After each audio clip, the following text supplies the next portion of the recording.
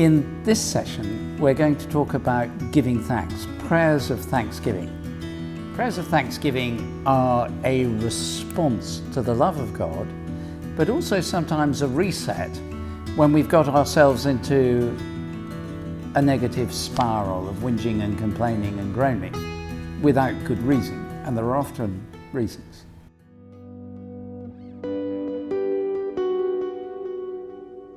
There was a man in my parish when I was a parish priest. Wonderful, wonderful man. He used to be the verger, the person who set everything out and organised it when we had funerals, of which there were a lot in the parish church. And I'd say to him, "How are you?" And he'd say, "Well, I go to bed hopeful and I get up thankful." And that was the core of his philosophy of life. Thankfulness. He was always expressing thankfulness. He expressed it for having survived the war. He expressed it for his long marriage to a wonderful woman. He expressed it for having had children. He expressed it for living in the town, for having friends. He was a person who was thankful by nature.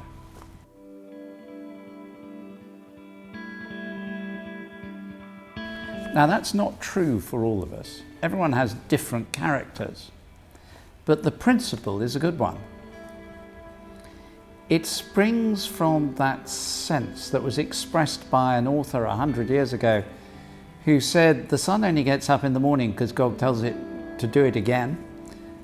And from that sense, our heart goes on beating, we go on breathing, because God's sustaining spirit maintains the world that is His. God, through Jesus, offers us life and hope, eternal life, with Him forever. God, even in the dark places, enables us to know that we are loved. Another person I knew, extraordinary Roman Catholic cardinal, who was in prison for many, many years because he was a Christian. But he talked about that time as a time of prayer, and above all, every day, he had a discipline of giving thanks.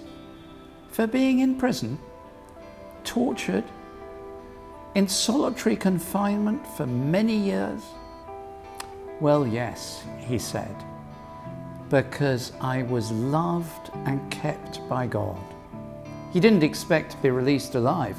It wasn't thankfulness that everything was going to turn out fine. It was just thankfulness that God is God.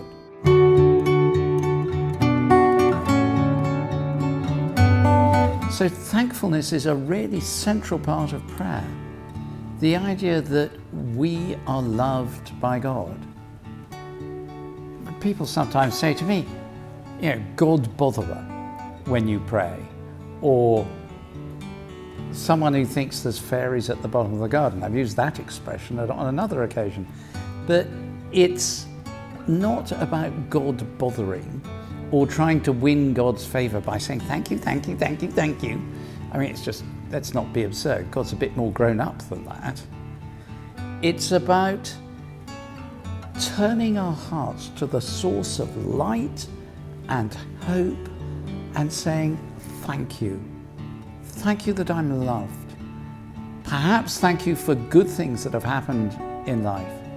Perhaps thank you simply that I have life. Perhaps thank you that I have life with Jesus for all eternity. Perhaps thank you simply that in the depths of darkness, I'm yet aware that there is a God who loves me.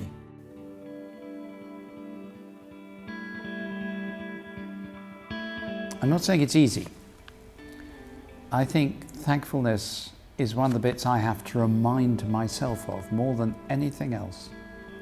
I can just go on asking for things and saying sorry, that's too much trouble. Thankfulness, whoa, I find that quite difficult. So how do we go about it?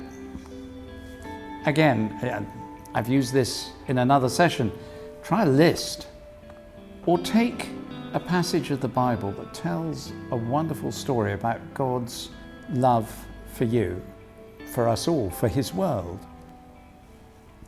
Could be a passage like the end of John's Gospel, chapter 3. It could be one of the miracles He carries out. It could be something like letter to the Romans, chapter 8, the last few verses of that. Verse 28 to the end of the chapter, where it begins, in everything God works for the good of those who love Him. Not everything's good, but in everything God's at work. And you can then begin to just say thank you.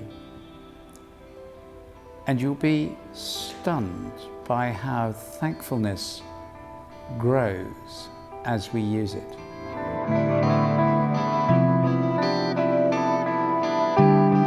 One of the things I'm grateful for that I've found renewed in me recently is a group of friends who meet to pray for me and my work once a month.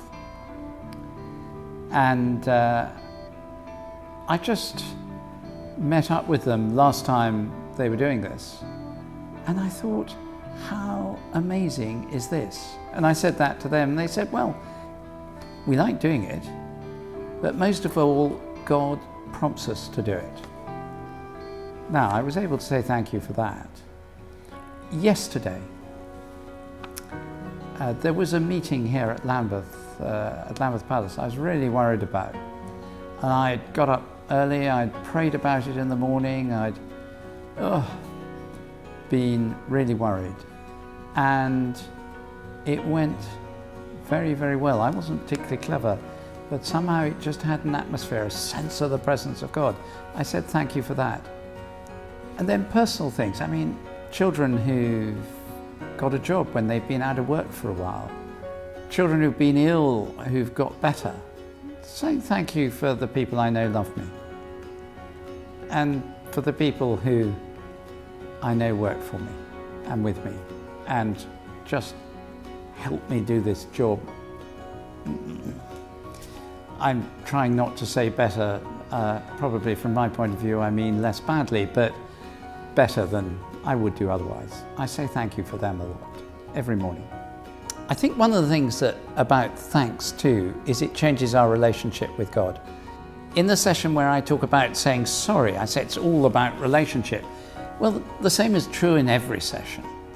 Thanking is the point at which I acknowledge the lavish gifts of God, and I find afresh the depth of that relationship, which is not mine to Him, but His to me.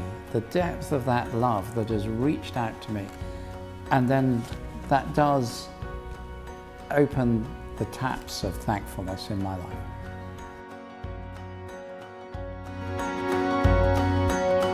Another area of thanksgiving comes through the Psalms, that book of the Bible we call the Psalms. 150 of them, many of them dealing, as we talk about in another session in this series, about lament and sadness and struggle and suffering.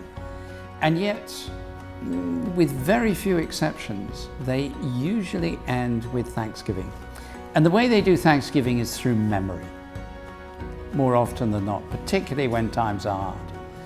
They say, you did this, you did this, you did this, you are great, you are my rock, my fortress and my salvation.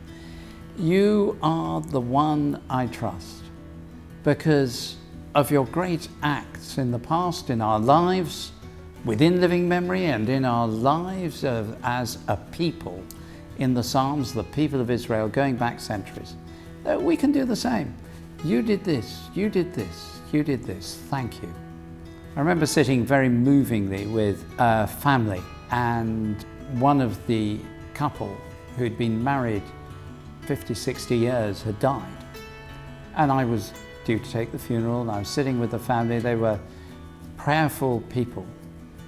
And they talked about, with thankfulness, the good things God had done. It was in the midst of great loss and sorrow.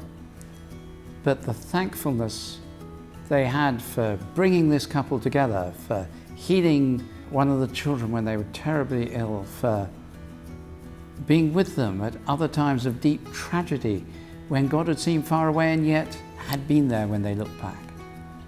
They gave thanks, and in that thanks they found hope. I find this especially difficult.